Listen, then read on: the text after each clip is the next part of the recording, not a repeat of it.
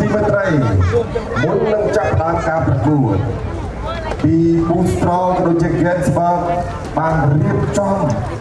ការបន្តកងត្រាបាទជាទូតសុឆន្ទៈបាទដល់កីឡាករគុណខ្មែររបស់យើង3រូបសម្រាប់ BA Gensburg ហើយប៊ូស្ត្រងក៏បានចុះកងត្រាដល់កីឡាករគុណខ្មែររបស់យើង3រូបផងដែរបាទអញ្ចឹងបងប្អូនចង់ដឹងថាកីឡាករទាំង3រូបនោះ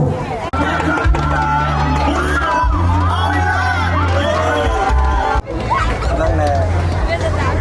จับมือหื่น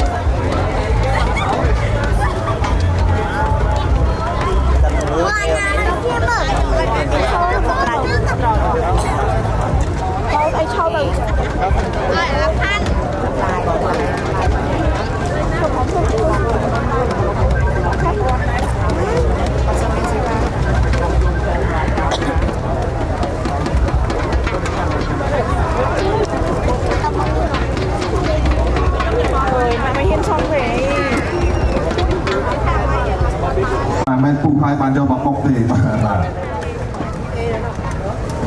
បាទចាំមុនជួយចូលដល់ការប្រកួតបាទខ្ញុំបាទអរគុណដល់ម្ចាស់ឧបត្ថម្ភភូមិនៅក្នុងកម្មវិធីអរគុណដល់ Boostrong អរគុណដល់ Gensburg អរគុណដល់ Idol អរគុណដល់គុណខ្មែរធំៗនេះឡើយទស្សនិកជន